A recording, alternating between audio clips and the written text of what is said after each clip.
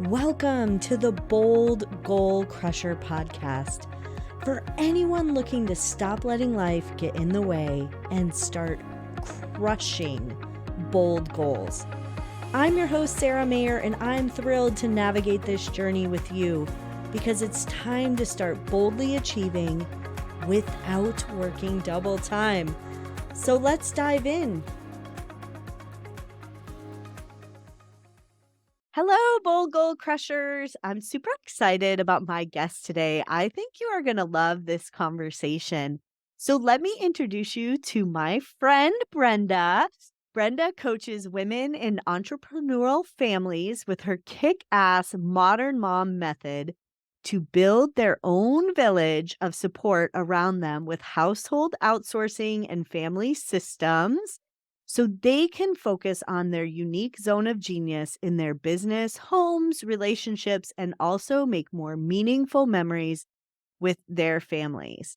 Brenda gives women freedom, time, and energy to start living those some days today.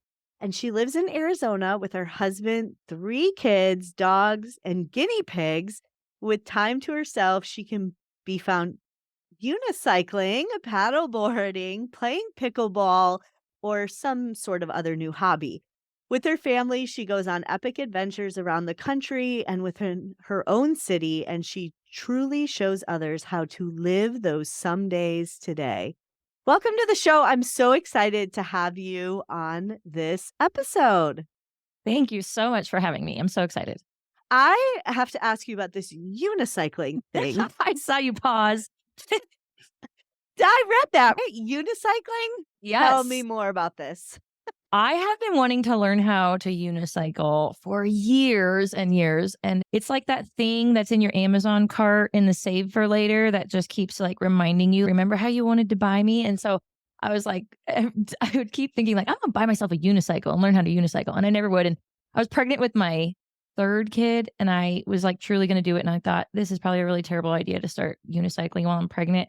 So I'll wait. So anyways, but I was walking around a neighborhood for Christmas Eve this year and I came across this family and this young girl that was about the same age as one of my kids was unicycling. And I thought it was just the coolest. And so I asked her, I said, hey, I've always wanted to learn how to unicycle. What tips would you give me? And she started giving me some tips, little kid tips. And then I started talking to her parents. It turns out they are like world-class unicyclists. They travel the world. They don't live anywhere. They go all over the place and ride their unicycles all over the world. And they're like, we're in Tucson for 2 weeks. Do you want us to teach you how to unicycle? I said, yes, I do. So this is like one of my newest goals that I was like, I want to learn how to unicycle. And yeah, so I took lessons from them over the Christmas break. My oldest, my 11-year-old daughter, she also got really into it. And now my middle child, he wants to do it too. So I think I'm going to order him one. So we ordered our own unicycles. There's a tennis court right behind my house because we live next to a school. So we just go over there and practice. And my daughter is now zipping all over the place on hers. I still have to grab the fence every now and then, but it is so fun. And it's one of those things that I feel like, who am I? Who am I, this busy mom, to just decide I'm going to start unicycling? But that's just how I roll. And so it's just been cool to the self-development that comes along with learning how to unicycle. It's an absolute metaphor for everything in our life. And so it's just been so fun to learn and to challenge myself in that way. And yeah, we are hoping to go to the unicycle convention or the big conference. There's this World Unicon this summer and the kids want to go to that. And yeah, I'm hoping my goal is to be able to be like going no fence, no holding on to anything by the end of January. But it's been so rainy here in Arizona that we haven't been able to go out there. And I was like tempted to just go out there with an umbrella and a pole, like straight up circus and make it happen. I can honestly say I have a lot of things saved in my Amazon cart for later. A unicycle is not one of them. I don't think it is for most people. But I love this. And I love this growth mindset and learning. Like you're teaching not only yourself something new, but your kids and the spirit of curiosity. I think that's pretty cool. Yeah. I'm a hobby collector for sure. I I get interested in things and I'm like, let's do this. And I jump in and I commit to it. And I really do. And I go deep. And then if I get to a point where I'm like, okay, I had what I needed from this, then I move on. Or otherwise it stays with me and I just keep it in my back pocket and come back to it and then keep investing in new hobbies. And so we are for sure hobby collectors in our family. My husband, as you can see, we have this pinball collection behind us. We do all kinds of other crazy stuff too. He's into all kinds of drones and classic cars and all this stuff. And so we just love the richness of life and all those different facets that all those things can bring. And yeah, so we're like the ultimate adventurers. And I had a friend who was asking a question about, has anybody ever heard of this? I know Brenda has, but has anybody else? I love the curiosity. That's awesome. Now, you mentioned like you're a busy mom and now you're fitting in this new hobby where you're learning something new. You're probably failing a lot. And now you're going to convention. How do you seemingly do it all? Okay, the secret that I tell everybody is you cannot accomplish your goals if you're doing them by yourself. You got to find people that support you in your goals and cheer you on. And you also got to find the people to handle the stuff that you really don't want to be doing because you want to do this other thing instead. And so finding those two pieces of the puzzle is the only way that you can truly have that freedom to use your time and your energy the way you want to spend it. And so there's a lot of stuff in my mom life that I'm like, you know what? I don't care if people think this is what defines motherhood. It's not going to define me. I would much rather go do adventures with my kids than do their laundry. Or I would much rather go like unicycling with my kids on the tennis court than prepping dinner or whatever. I love cooking, but I don't like having to do it all the time. So I outsource that. I outsource the laundry. I outsource a lot of these roles in my household so that I can go make meaningful memories with my kids and serve my community in my business and help my husband with his business so he can serve his people. And so these are all of our big goals. And I just think of it as what are those things in your life that are like the entry level? If when you first got a job straight out of college and you're like, okay, just take this piece of paper and type it so it goes in this other place in the computer. Like the things that are the easiest to explain to somebody else. Those are the things I'm like, okay, I'm going to give them away to somebody else so that the stuff that is, okay, this is going to take forever to explain. So maybe that's the stuff I hang on to or figure out a system, an automation to take care of that kind of stuff. So that's truly how I get so much freedom is by surrounding myself by people who cheer me on and also surround myself by the support for people to actually handle some of the tasks for me. I really love this concept because I think so often, you use the term like motherhood, people think it's this, and I'm not going to let that define me. And I think back, I have a foster daughter, many of the listeners know. And I think back to that, and I don't think she would ever say, the greatest thing that happened when I lived with Sarah was that my laundry was always done. No, it was always about the adventures, the places Yeah. we went, those type of things that were memorable. And not to say that she or anyone takes for granted the amount of work that goes into that, but it wasn't the experience that she would call upon to really describe our relationship. Like, oh, our laundry was done. It was Yeah. great. And we hear it and we think, yeah, of course, my motherhood, like my kids aren't evaluating me based on that. But for some reason, then whenever we are ready to hand it off, we feel guilty for doing so. We Yes. feel like, or we don't want to tell people about it. We don't want to admit that we are not doing any of that stuff because for some reason we feel like I should be doing it myself. I am like, nope, nope, I'm going to change this conversation. They're all just jobs. They don't have to be Yeah. our jobs. They can be anybody else's jobs. We can give them away. So And I also think back to, and I want to get your take on this too, like chores or having your, I don't want to call them chores because they really weren't chores. She loved them, but tasks that your kids can help you out with and stuff like that. Like, I always think back to the fact that she loved, like, absolutely loved having the sink totally scrubbed out and she loved doing that. She just loved the smell of all the cleaning products and everything like that, and I just was like, "All right, more power to you, sister. You can do this every night." And she loved that part of her day, like tidying up the kitchen and making everything look nice for the next day. And I let her take that over, and that brought her joy, which to me brought yes. me absolutely 0 joy, but okay. Yes. And that is Exactly right. Is the people who you have to support you, whether it's your own family members in your own household, your neighbor, whoever it is, that you actually let them help you, you accept the help from them. Mhm. They love contributing in that way and they love collaborating on a team because they can see that it's working towards this bigger picture. And so, one of the coolest things is whenever you can build out your team in your own household where it's okay, like you let your kids when you let your kids help create the systems and then collaborate on the team with any kind of household help that you may have that you're outsourcing to. And then everybody works together as part of this collaboration process because it's teaching my kids those life skills. For one, like, how do we create the process and have it duplicated by other people? How do we work together on a team and give them feedback? How do we have leadership roles and how we can communicate and delegate these things? But how do we also know how to do it ourselves? And so that way we're not just assuming that everyone else is just going to take this off of our plate forevermore. Sometimes it goes back on our plate. And so just knowing how to actually do the work when you need Yeah. to, but also valuing your time and knowing that you don't have to trudge through it. And that is a question I get asked a lot. You didn't ask this question, but I know that there's a lot of people who hearing your question are hearing this other question in their head, which is, yeah, but I don't want to outsource things in my house because then my kids don't learn the responsibility and have those values. Or even like some wives are like, yeah, but I want my husband to want to help out more. I don't want Yeah. it to be handled. And I say is, what if that person was part of your family? What if you saw them as a family member? And then it feels good that they're doing it for you. What if your family also saw them as that part of the family unit? They are truly part of a village. And so it's Yeah. just really all about collaboration and just seeing like the ebbs and flows. Hey, can you do this for me? Great. And I'll do this for you. And so these ebbs and flows of the dynamic of how that all works. What's really funny, your whole topic has brought me back to my old neighborhood. And I forgot about this. So my dogs absolutely hated me rolling out the garbage can. Like, I don't know why, but my dog would always be in the front yard. He was a shepherd lab. He never went anywhere. But when I rolled out the garbage can, it was like Cujo came out. He was like barking at the garbage.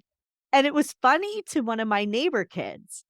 And he just got a hoot out of it. So he was like, I want to take out the trash so Easton can go crazy. And that became a thing, and then this kid Yeah. ended up being the neighborhood garbage kid, and every week, he would just come around and take everybody's garbage to the curb, and then bring everybody's cans back, and it was so helpful. I ended up giving him money Yes. every month, but some people didn't, but he loved it. He thought that Yes. was the greatest part of his entire week, was taking out these And trashes to what the if curb. you wouldn't have seen his joy with the reaction to the dog? What if Yeah, instead he would have just been like, hey, can I just take out your trash every week? And you would have been like, no, I got it. It's fine. I yeah, can do it. And then you not only would have removed his joy of doing it for you, it probably wouldn't have spread to all those other neighbors. yeah, And so we always think that we're putting people out yeah. when we let them help us.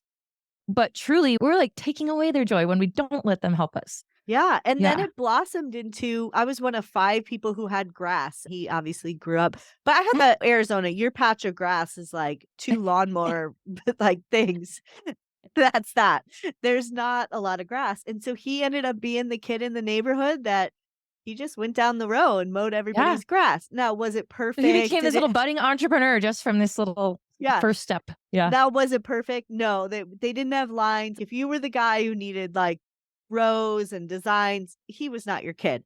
But if you just needed your grass cut, oh, yeah, it's fine. Yeah. Yeah. What is it like, Dan Martell says, 80% done is 100% awesome? Yeah. And it was one last thing I had to do. I actually didn't even own a lawnmower, so I was using, like, a landscaping service. I was able to save money because I cut that Yeah. because he just Brilliant. came Love around. it. I love it. Yeah. So you talk a lot about outsourcing things in your household, either within your family or other people. What are some of the things that people may not think about tapping into someone else for? Laundry, I know, is the bane of motherhood existence for a lot of women. They're just like, you and I were having a little conversation. We were talking about how we don't have the problem with putting it in the washing machine Yeah. and then switching it over to the dryer. Like, I know I would be pretty good at switching it over so I didn't have to do that rewash thing where it starts getting mildew because I forgot. But I would get that part handled and then it would go into a laundry basket and then turns into the laundry basket graveyard and they're just in laundry baskets. And so if you are already behind on doing that for yourself. And then you add family members, and the family member, especially when they're too young to do it themselves, then you do theirs. And then they use so many towels and linens. And so then the amount of linens that you have is all multiplied. If your husband doesn't do his own, it just becomes like this bigger and bigger laundry basket graveyard of all these clothes that never get a put. And so for me, that was the part where I just felt like I I would always like to batch things. Batching is how I make things really doable whenever it's like a lot of the tasks that I don't want to have to be focusing all the time. But okay, here we go. We're going to get it all done right now. And so every 2 weeks, I would do all the laundry and watch Mrs. Maisel. I would have a Mrs. Maisel marathon. I would go in one of my kids' room, or a guest room, I think had a TV, and I would just put it on, and I'd be in there for hours, just like folding and then going and putting it away in everybody's rooms. But then once I handed that off, and I'm going to tell you the magical way I did it at first, it was like I got a whole Saturday to myself. And I was like, wait a second. Now and I felt that was already my day. So I'm not going to give it back to some other job and chore. So now I gained a Saturday. What am I going to do with Saturday? So that's when I would like go drive up to Phoenix and go on adventures. Unicycle. Yes, exactly. Or go paddleboarding, or go do all those other things that I'm like, I have a free day now. I'm going to go do something fun. And so this is the easiest way that I handed that off is we already had a cleaning company that was coming, a cleaning lady, and she would come every 2 weeks.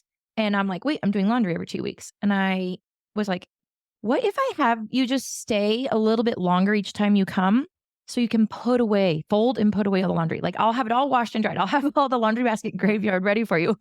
And then you can just put it away. And so it would take her like an hour, maybe an hour and a half to do something that took me an entire Saturday. Yeah. And so the amount that I was paying her, it was just this incremental amount more that I paid her to have it completely handled. And I was like, how is it possible that she's getting it all done in an hour? Why does it take me so long? Well, because when we do it, we get squirrel brain, and I go to put something away and I'm like, oh, wait, that doesn't go there. Or, oh, that's not organized. And we start fiddling with it. And then we go back over here and we're like, oh, now I remember I need to go email that person and fill out that form and do it. And so we start squirreling all around and doing all these other things. Then I'm like trying to fidget with the Mrs. Maisel, and it's not playing right. And then I'm like, what's my other show I want to watch? What's in my queue? All these things happen. Yeah. And then you get an email and you're like, oh. Yes. And it becomes, and so a task that you can outsource for 1 hour and what that would cost you. And it's taking you a whole Saturday to do. And so a lot of moms are like, oh, I don't have enough money to hire someone to do all my laundry because they think it's going to take a whole lot of money to get that accomplished. But it's just layer it on. And I always think of it like we've been entrepreneur family for a really long time. So all the business books my husband would read for his business, I would read, and I would just apply it to our house. And so the same thing for a business where if you need a person to answer your phones at the front desk, a really important job, you're not just going to post a sign, help wanted, apply within. And the first person who says, me, and then you're like, great, cool, you'll do, go answer the phones. Like you want them to be embedded in your culture and really understand their role there. And so the same thing is, and this, you're also going to like layer people on. You're not going to go from nobody to like a staff of 15. And so all the same things that you would apply in a business can be applied in your house, where it's just like layer people on incrementally, hire as needed at first. You don't even have to bring them on as staff. And then thinking of it from a culture perspective, make sure that person understands how what they're doing contributes to the bigger picture, and so that they get it. So so it started out with just having that one person stay for an hour longer. And then eventually I'm like, okay, I actually don't even want to put it in the washer and dryer either, because I would always have to be like, oh no, she's coming tomorrow and I haven't done it all. And I'd stay up till midnight, like running all of them. It's like cleaning your house before the cleaners come. Yes, which I don't do. I am like, no, please come fix my chaos. I don't want to fix my chaos and then you just polish it up. Like, fix that chaos. What's really interesting is I had a mom on, I can't remember her name, but it was like years ago when I first started my podcast. And she talked about gamifying everything in her house. And so she had laundry day and she, like us, did not like putting it away. She didn't mind folding it, but it was carting up she had 3 kids and a husband, carting it up the stairs and putting it all away. And so she would make little baskets. And I always loved this. She would make little baskets. She'd put all the stuff in there. Now it was folded. And she would lay it out and she'd say, this would be like on a Friday night. And she'd say, the person who puts away all their laundry, carts it up the stairs, puts it all away, and reports back here for duty, gets to pick the movie for the night. And they would like gangbuster, even her husband like gangbusters up the stairs to get all this stuff put away. And like she said, she didn't even care if they just threw it on the floor as long as it was out of her sight. But they would go put it away and come running down to pick the movie. And that became the thing. And then later she added second place, got to pick the snack. And that was that. That's awesome. I love that. And the reason why that worked for her, to break this down for everybody, like when you gamify stuff like that in your house, because it doesn't have to be outsourcing it right away, it can just be a system. Yeah. And so the reason that worked for her, if we look at it from a business perspective, is she was not only creating the system with the expectation of what done looked like for Yeah. everybody involved on the team, she was also having a designated time block that got accomplished in and a deadline. And so she was taking these business practices of systems and processes, communicating expectations. What does done look like? What is the time block we're going to achieve this in? And she made it into this process in her household. And so we don't think of it like that because we're not business nerds like me who try and apply all this stuff to your household. But that's why that stuff does work, because she's using all those the same ways to implement it. And so we can think of lots of ways in our house that we can implement these same exact strategies just to have a better oiled machine that we all get our time and energy back, because then they all got to enjoy family game night together and Yeah. enjoy that meaningful time together and not having it weigh on their shoulders that they had to spend Saturday doing laundry. Yeah. Yeah. Yeah, Brilliant. and it was like, it became a thing, and then she did have an older and some younger kids, there was a gap there, and so some of the younger kids got a minute head start or whatever, but she tried to Yeah. even the playing field, so it I wasn't love always the it. same winner. And it makes it fun. Like my kids, we outsource a lot, but they also have a lot of responsibilities. We are big on systems in our house. And so they fight over who gets to use the duster buster. Like that thing, I end up having to get a second one because one of them was starting to get like kidified and beat up. And I'm like, we still need a real one. Yeah, But they love it. They love like who gets to clean up the mess. That's like the rule in the house. It's okay to make a mess as long as you clean up after yourself. And so yeah, sometimes they fight over who gets to use the cleaning tools. yeah, I love that. Now, I wanna address the elephant in the room. So, many women are stay-at-home moms, they don't have a job outside the house, they're not building a business. And you brought it up, the guilt a little bit of feeling guilty, asking somebody to help. How would a mom get over that if they're thinking, I'm the stay at home mom, this is part of my job. How can I justify getting other people to do this, asking my family to do it, or even paying when I don't have an income? Yes, that is a really great question. And that is the thing that everybody thinks, but maybe doesn't even ask. Some people do come right out and they're like, yeah, but like that is my thing. That is my job. Yeah. Here is what I will say is take a step back before you even think about any of the stuff that you would outsource or systemize. Take a step back and think about what were your goals? What did your ideal mom life look like to you before you were in the throes of it? So if you are feeling really overwhelmed right now, if you're a stay-at-home mom and you're feeling just overwhelmed and struggling and resentful about a lot of stuff, what did you use to think it was going to look like? And how can we make it possible? And so sometimes it just is about just getting yourself more rest. And then you're able to tackle everything with more energy. And so maybe you don't have the money to outsource, but like your number one thing is rest. And so when your husband comes home from work, or if your mother-in-law or people are over visiting, like just telling them, hey, and I need to just go take a nap while you're here. Since you're here, tag you're it. Can you handle some stuff so I can go rest? So just asking for the rest you need. That's one of the easiest things that you're technically just like outsourcing right there. But as far as, okay, because I worked corporate and then I became a stay-at-home mom. And so this was something I felt, yeah, but if somebody else does this, my father-in-law used to tell me the whole, what'd you do today? Eat bonbons? Sit around and eat bonbons? Drive me crazy. Uh, But then eventually I was like, okay, I don't even know what bonbons are. And maybe I should Let find me out make because you a maybe, list. maybe I should be eating these and enjoying my Yeah. time.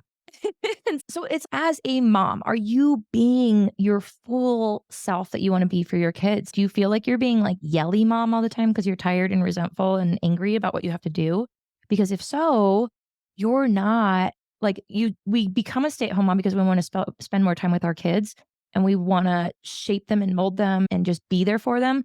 But if we're not being our best self around them, then what we're feeling guilty that we have to do this other thing, but at the same time, we're not getting to do the true thing that we really set out to do, which is love our kids and be patient with them and show them the world and be patient teachers and model good behavior. But instead, we're modeling this like behavior.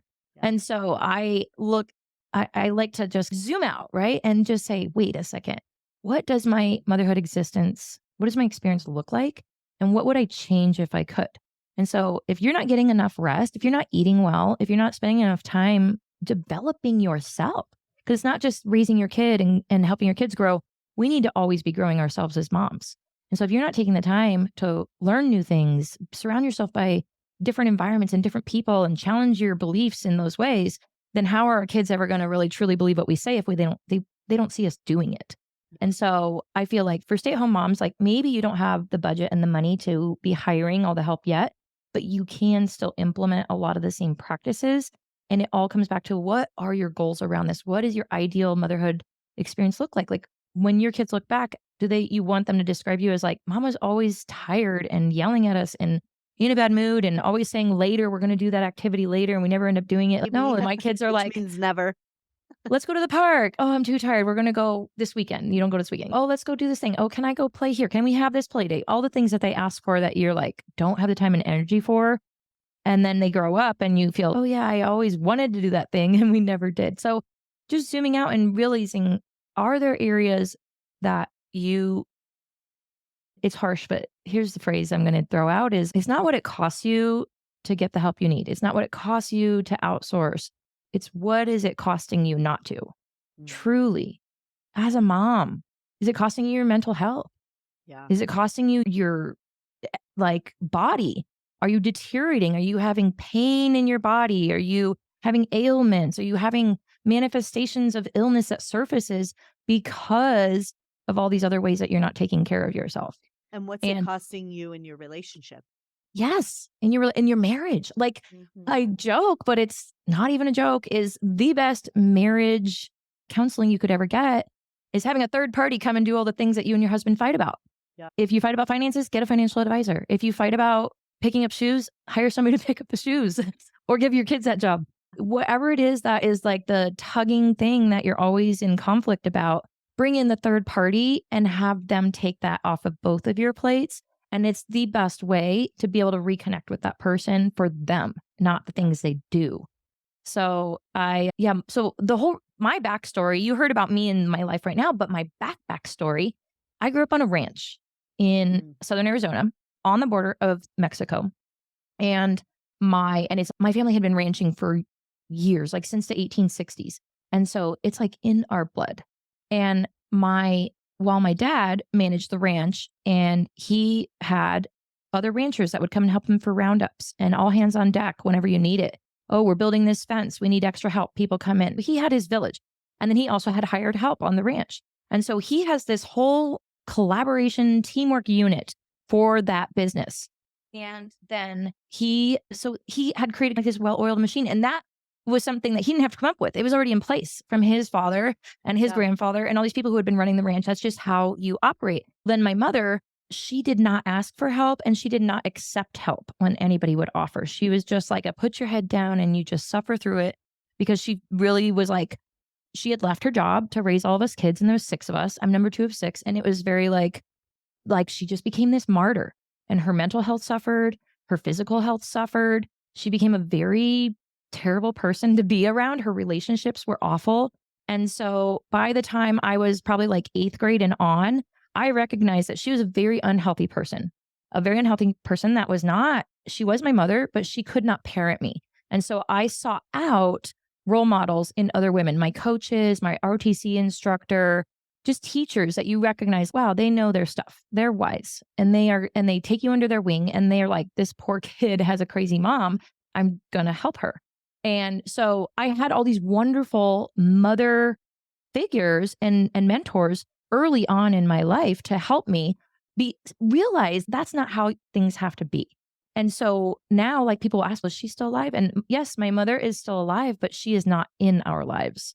She is not in our lives at all. And so my goal with setting out to help moms in this way is I do not want somebody I care about, one of my friends who's a mom, to turn into that version Yeah. where she's no longer in her family's life.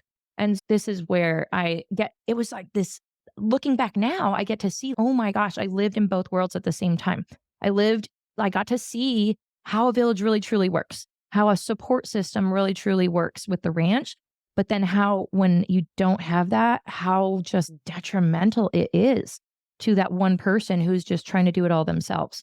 There's no way that she should have been doing all those things all by herself. We were on like a hilltop in the middle of nowhere, a literal island, like away from everybody. And she But was yet like, you had all these people coming to the ranch. yes. And so like there could have been this guy is coming to help my dad on the ranch. His wife probably could have helped my mom. And like my uncle when he would come and his wife, I'm sure offered multiple times. But my mother didn't accept the help because she was just like, so all these opportunities that yeah, she couldn't afford to hire a housekeeper back then, but there was for sure ways that she could have asked for help in whatever ways were available to her. And so this is where I'm just like on a mission that we get to, and even like my like our grandparents' generation, right? There's just like a lot of pride around all this where you get the cleaning person, but you don't talk about it. You don't want to, you want your house to be wonderful when people come over, but you don't tell them how it got that way. You want them to think you suffered through yourself. I'm like, nope, I don't want my kids to talk like that. I Yeah. want that by the time my kids are grown, that everyone is just, oh yeah, I built a team around me and we all collaborated. That's how I Yeah. want them to talk. You know what's really interesting is my grandmother said one time the best gift anybody ever gave her. Now, she was probably in her 70s at this time. She probably received a lot of gifts in her lifetime, some big, some small. The best gift anybody ever gave her was a lady to come in 2 hours on Thanksgiving and do all the dishes. That was the best gift because she Yeah. was able to enjoy Thanksgiving, Yes. and that person got time and a half, and of course, they tipped her pretty well. And I think about that because that person really did want to work on Thanksgiving and make that money and help somebody else out, and of course, they treated her to Thanksgiving dinner and all that stuff, but that was my grandmother's most memorable and best gift in her entire life. Yeah. Because for her, it wasn't just the gift of that person coming to help, but it was the gift of all the time that she got to spend with you guys Yeah. because she got that time back. So, yeah, it was like, again, not what it cost to hire that person, but what would it have cost her if she didn't have that? It would have cost her that time with all her grandkids. And that experience, I think about it because I remember I'm not sure I actually remember the day that happened, but I remember lots of Thanksgivings where it was like, "All right, time to go." And we would leave and there was a mound of dishes there. And it never occurred to me to be like, "Hey, can we as a 6 or 7-year-old to be like, "Hey, can we help grandma out with all these Yeah. dishes?" But that was the burden that we left them with when we walked out of that house. So what's interesting is I'm number 2 of 6 kids, and there's 15 years difference between myself and my youngest sibling. We all are very different because we all had very different parenting experiences. So I sought parenting through other people. Some of my siblings did not. And so they are still very similar to that mindset. And so it's interesting. I love hosting. And so for Thanksgiving, for holidays, we always have everybody over here and we always have. But I know that because my siblings aren't used to thinking about collaborating on teams, they are quite sometimes terrible house guests. Certain ones are. Like they just sit, they bring their bottle of whiskey and they proceed to drink their bottle of whiskey. And it doesn't even cross their mind to say, hey, do you need help stirring that pot while this other pot is being, drained or whatever? Or do you need me to take out the trash? Or do you need me to help wash dishes? None of these things even occur to them. And so what I have started doing, and this is something you guys can steal from me, is I now send out a list of expectations before those holiday gatherings. Whoa, I love it. And so what I will do is, and it started because we would do like potluck style. Yeah. And you're like, okay, bring side dishes. And they would seriously bring a bottle of whiskey and a bag of chips. And I'm like, those are not sides. Like, I get it that maybe you don't cook, but can you at least go to the Get like some deli section of macaroni the grocery salad. store? Yeah. Yeah. And get the little pre-made sides that you tell them how I want 1 pound. Yeah. And so I then was like, okay, I would have to like clearly designate, I want you to make a vegetable side. I want you to make an appetizer that's something we dip chips into, and I will provide the chips. I want you to make a dessert that is enough for everybody. And so I would have to be very clear on my expectations of, and I would even say it needs to be prepared and ready to serve when you arrive at my house. You need to bring your own serving utensils, and you need to take home all your own serving dishes and serving utensils when you leave so that I don't have to go and figure out who belongs to what afterwards. And so it started with just that, just around the dishes. And now it's turned into like, they already know that expectation now. So now we can layer on other ones. And so this year, when I sent the list of expectations, and I keep it like just, I don't want to make it where I'm like going on a big rant. So I keep it like 3 or 5 is like the list, right? Just like when we look at content online, we can digest 3, we can digest 5. And so the same thing for our relatives and our family. You got to keep it a short list and just be very concise. Also, some expectations don't apply to everybody else, but I put on that list, do not feed my kids sugar behind my back. Yeah. Because the ones that don't have kids, they still love doing that. And I'm like, and then later when everybody's in a bad mood and my kids are having meltdowns, and it's They're like they gone. think my kids are misbehaved, and they're like, why are your kids acting like that? Because you like sugar as soon as they came in. And but that's on there. Even ways to interact with my dogs. So I have 2 young puppies and they're giant, but I love dog training. And so part of dog training, as you take your dog out to the park and everywhere, is like teaching other people how to interact with your dog. Yeah. And so not everybody interacts with their own pets the same way that I interact with mine. So setting an expectation around that. But I put in there that I expect that when the meal is over, that everybody helps with cleaning, and that includes dishes and taking out the trash. That way, and the reason I put in there not to be like, these are your chores, but it's, I really want to spend time with all of you guys because I don't get to see you that often anymore. Will you please hang out with me in the kitchen while we do this together? And then I can also sit down and play games with you guys afterwards, and we can all spend time together. And so I do cast like the overall vision so that they understand why I'm even asking them to do these things. But yeah, I send this, my husband laughs at me. They're probably not even going to come anymore if you keep giving them all these rules. And I'm like, no, they come, and now everyone behaves really nicely. I think it's so interesting because many times if we just put out the expectations, we give people the opportunity to choose if they want to participate or not. And if they just want to sit at home and drink their little whiskey in home with their TV dinner they're going to Yes. throw in the trash, then that's the choice that they're making. And maybe that's what they've been wanting to do all along. And now we finally gave them the out. Yeah. You know? But often we really, and maybe more as women, like we expect things that we don't articulate, and then we're disappointed when those expectations aren't met. Yeah. And I think about this, I've lived with a couple people in my life. I don't currently live with anyone, but I don't care how the dishwasher is loaded. It cleans the dishes. As long as the dishes are clean when they come out, I don't really care. But there are people out there that are very particular on how the dishwasher is loaded. So much so that if they have dishes that don't meet their schematic, those dishes stay in the sink, even though I could make them fit in the dishwasher. They stay in the sink or and get hand washed or wait for that load to be done. And I didn't realize this was like a big expectation of one of my partners that I loaded it exactly that Mhm. way. And then finally we had the conversation. I was like, this just doesn't make sense to me. And they finally were like, how about I do this? Because I don't like doing this other task. So if you do this other task, I'll do the dishes every time. And it was fine. Yes. But we had to have that conversation. Yes. Absolutely. And there's a lot of things like that that we might care really deeply about that we haven't articulated, or vice versa. We don't realize Yeah. somebody else has a really big expectation around that. And I forget who I was listening to, somebody's podcast, and they were talking about whoever has the more detailed, complex expectation needs to be the person that like delegates that. And so Yeah. for your situation where it's okay, the person who has a very specific way to fill the dishwasher, that should just be their job. And then Yeah. you are the person that empties it. And so Yeah. then it's both sides of it are taken care of. Yeah. but it's not always this disappointment on the other side of, it's not Tetris the way I like it. Yeah. And to me, I was like, "Oh, they got clean." I didn't even know this was a thing until for months. But I was also listening to somebody else, I think it was yesterday in Growth Day, and they were talking about their it's not often not about the task. It's about the value that people are assigning to the task. And she used the example of making the bed. So she wanted the bed made every day by the person who was the last out of bed.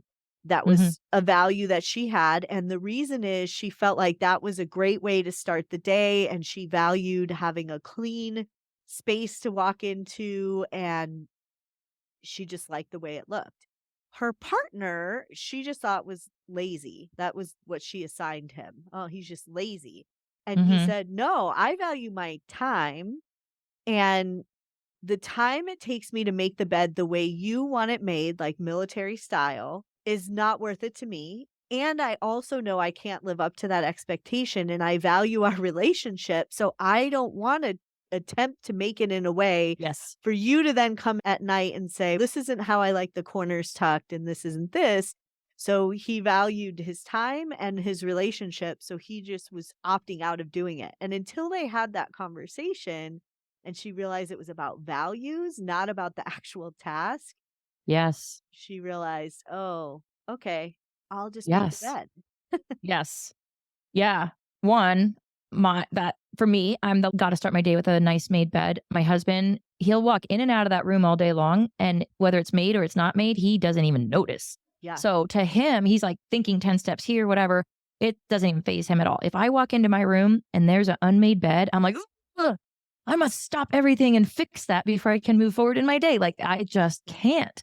And so it is like I value something, he values something different.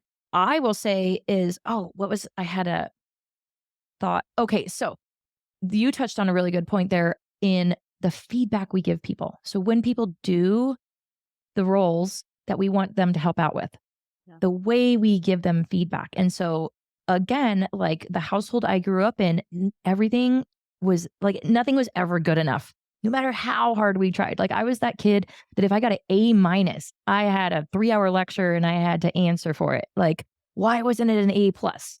And so this perfectionist mentality. And so when we are stay-at-home moms, sometimes we have the time to give to really put the care into these things that we care deeply about. It's our environment. We're in it all day, 24/7, more so than like when I worked my corporate job and I had my workspace and I could keep that organized. And I would come home and my house might have been chaos. And I would be like, whatever, it's fine.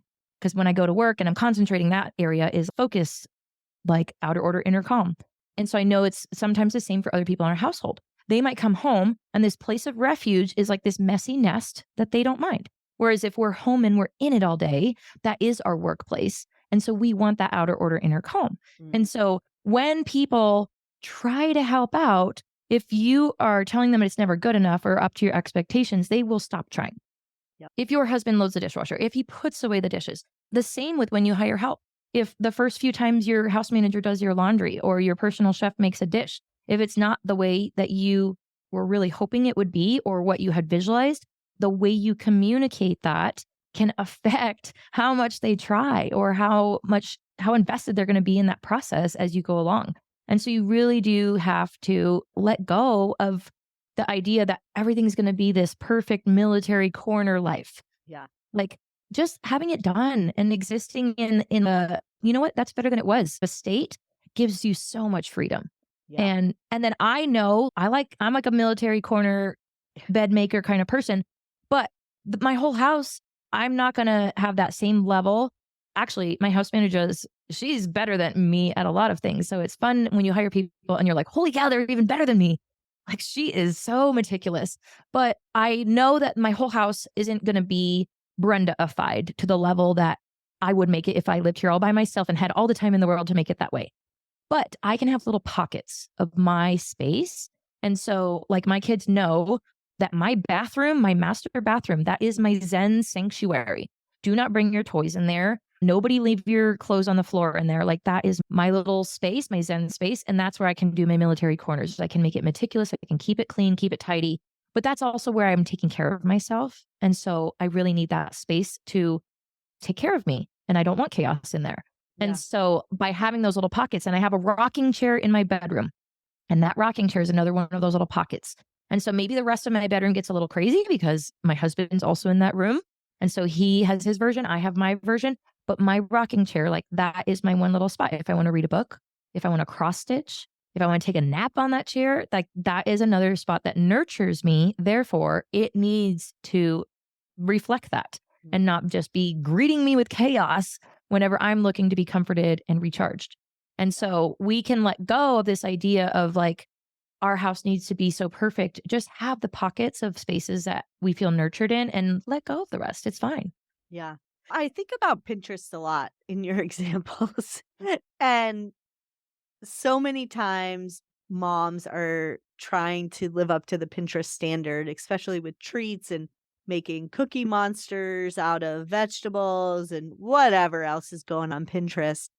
And that has become the standard in a lot of schools. And so I think about this because there are women out there who and men who truly love making those little whatever Pinterest desserts and snacks and everything for class. And then there are the others who are like, here's some celery in a bag with some peanut butter. Isn't that good enough for the snack for the class? Yes. And I was just thinking about how that's such an opportunity to give that person joy, and maybe you just ask that mom to do your snack for you. Oh my gosh. One of my best friends from growing up, she is the mom that she like makes the little reindeer candy canes at Christmas for all her kids' classes and the little dum-dums with the Kleenex over it with the ghost for Halloween, like all those things that you see. And so she is that because it's a creative outlet for her. Yeah. That is her me time, is making those is her me time. And so what we don't realize is that those are the pictures that get posted. Is look at this creative outlet that I got so much joy out of, and you see the love in it and they post it. But for all of us who are like, yeah, I'm not making the little dumb ghosts or the Yeah. candy cane reindeers, I will opt out of that. My version is if the preschool hounds me for long enough that I need to pitch into the snack calendar, then when I do my Target drive up order, then I'm just going to pick some Target snacks and I actually make it a completely separate order. So it comes in a separate bag and I take said bag that has my name and barcode on it and I give it to the preschool and say, there you go, there's your snack. And so that's my version. I'm going to outsource it. I'm going to delegate. I'm going to make it the like systems automated version of it that makes it still doable for me, that I'm like checked off the list. Cool. I participated. I am like being part of this process for you guys. But at the same time, I know I don't have to do the reindeer and the dumb ghosts because that's not my creative outlet. My creative outlet is like the cool things I'm doing with my Unicycling. business. Yeah, and unicycling, exactly. And paddleboarding and all these other things. So for her, she loves that. That's her thing. And so sometimes we are measuring our creative outlets or this other thing, and that's their creative outlet. We're measuring our expectation of what we think we should be doing to what somebody else's creative outlet is. And so we don't look at somebody's amazing oil painting that they spent 3 weeks on and then think to ourselves, oh, I should be painting that oil painting. We don't think that because that's their job. That's like their thing. That's their artistic endeavor. So we just need to realize that like some women who get really into doing really great makeup or some women who get really into fashion, right? Like these are all external things that we wear and we do. So it looks like something that everyone should do, but no, that's their creative outlet. They are getting that creative joy from that. And so we can just let go of it. I don't need to do the fashion. I don't need to do the makeup. I don't need to do the baked goods. Any of those things that we feel that pressure, we could just let go because it's like the whole Pinterest or Instagram worthy. We just have to remember like the person who is posting that got a lot of joy in that process. I love it. If we don't get joy in the process. Yep. And I love that you're having the conversation about the hack that many people aren't talking about, and that's getting help and managing your household like a community and bringing these people into your fold. I feel like I could talk to you forever, and I know many of our listeners are probably wondering like, how do they have more of this conversation? How do they get in touch with you, and what might they expect? Yes. So Instagram is the best place to follow along on all the things I share and teach. And it also has all my unicycling and crazy adventures. Oh, the other one so my son wanted a Rubik's Cube for Christmas. When I was a kid, I used to be able to solve them. And so this has been another one of my goals recently is I wanted to relearn how to solve them. And also for January, I wanted to be able to solve it in less than 3 minutes. On So a unicycle? not yet, but Not that yet? actually my kids want to do that next. And I met a guy on Instagram who is going to send me a video of him doing a Rubik's Cube on a unicycle that There I'm you like, go. yes. So you already meet people that you're like, I would not have met this really cool, awesome person if I had not shared these fun things that I'm doing with the world. I just Yeah. love it. People are amazing. So yeah, Instagram is the best place for people to catch up on all things. Kickassmodernmom.com is where you can find out about what my latest programs are. I'm also on Facebook as Brenda Schmidt, and there is also a business page, Kickass Modern Mom. YouTube, TikTok, everything. Kickass Modern Mom is the handle across all the platforms. So yeah, I would And you love have to a connect with you on there. membership too. I do. Yes. I have a membership. So for any entrepreneur families, it's primarily moms in there right now. But as it grows, any entrepreneurial family member could join that membership. There is a video course in there. It's the Village Builder course to get you started on how to tackle that whole process. And then there's also a lot of great resources. I have lots of printables, like there's a family binder system that you can implement. There's lots of Oh, I charts to love use with it. your kids. So yeah, so lots of printables available in there for you. And it gets more and more stuff added as soon as I discover them from other cool people. And there's also lots of great interviews from other moms. We call them super mom sessions. And the goal is to have like a Netflix for your mama soul, for your entrepreneur family, to really just learn the strategies to get over the overwhelm and make friends along the way. I love it. All right. Thank you so much for being on the show. It's always great to connect with you. I loved our conversation, and I know everyone else probably did too. So I hope you connect with Brenda. And bold goal crushers, it's time to crush your goals and everything that gets in the way because you do not need to work double time. So let's get to it. Thank you for tuning in to the Bold Goal Crusher podcast, where we crush goals and everything that gets in the way. I always love to support my community. I look forward to seeing you crush your goals this year.